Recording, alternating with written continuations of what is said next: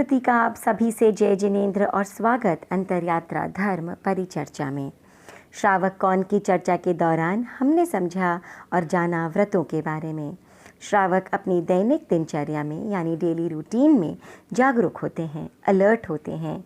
वे आज या अभी पर यकीन करते हैं, कल के इंतज़ार में बैठे नहीं रहते।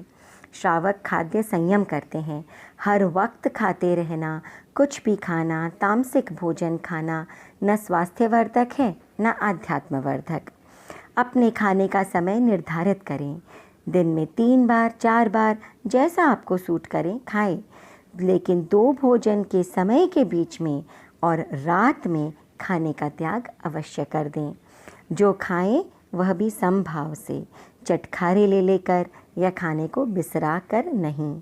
खाने के बाद वनस्पति काय से क्षमा याचना भी करें। वस्त्र संयम करें।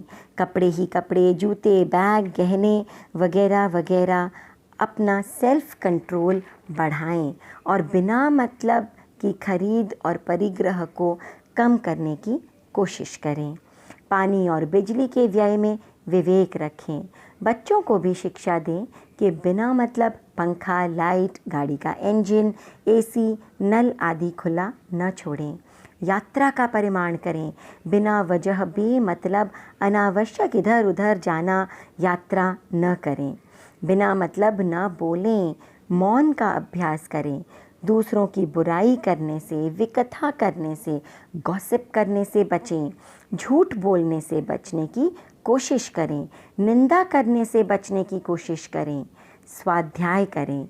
अच्छा साहित्य पढ़ें और सुनें जिससे ज्ञान बढ़े, अंतरात्मा निर्मल बने।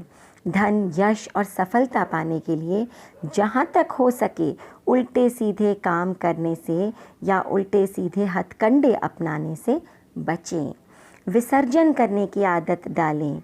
स्वार्थी न बने, स्वयं साधक बने तथा औरों के कल्याण के लिए हमेशा तत्पर रहें, तैयार रहें। फूहड़पन से दूर रहें।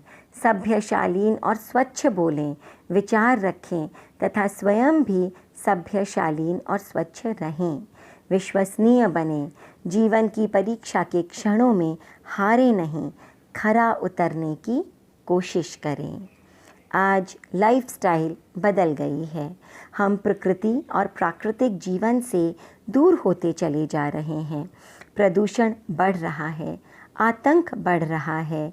नई नई तकनीकें, टेक्नोलॉजीज़ का समावेश हमारे जीवन में हो गया है। नित नए आविष्कार हमें स्मार्ट तो बना रहे हैं, मगर हम इनके चलते आलसी होते जा रहे हैं। आडंबर और दिखावा जीवन का सबसे बड़ा लक्ष्य बन गया है। शादी ब्याह में कितना दिखावा, खाने और पैसों की, रिसोर्सेज की कितनी बर्बादी। इसमें घमंड करने की क्या बात है? यह होशियारी नहीं, बेवकूफ़ी है। समाज, देश, मानव जाति और अन्य जीवों के लिए हानिकारक है, नुकसानदायक है। श्रावक इस प्रकार के दिखावे से हमेशा बचते हैं। न स्वयं करते हैं, न करने वालों की अनुमोदना करते हैं। श्रावक अपने अस्तित्व पर चिंतन करते हैं। इस संसार की नश्वरता पर चिंतन करते हैं।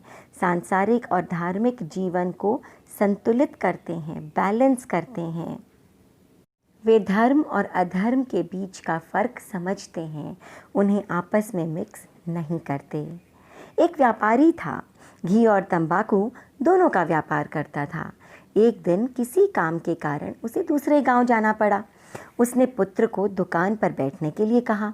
पुत्र आया तो व्यापारी बोला, एक ओर घी के कनस्तर रखे हैं और दूसरी ओर तंबाकू के। एक घी का और एक तंबाकू का, ये 2 कनस्तर खुले हुए हैं। जब तक ये दोनों बिक न जाएं, नए कनस्तर मत खोलना।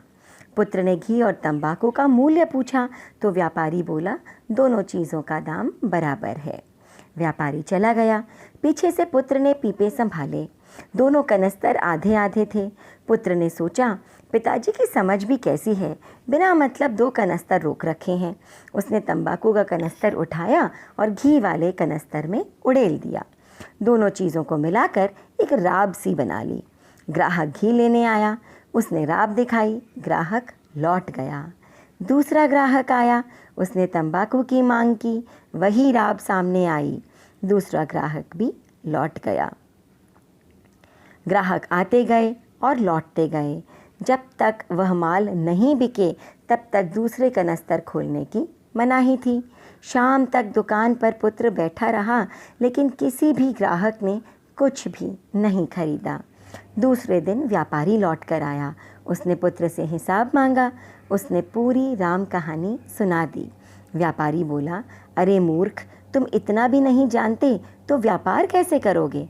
माना कि घी और तंबाकू का भाव एक है, पर इन दोनों को मिलाने की बुद्धि किसने दी?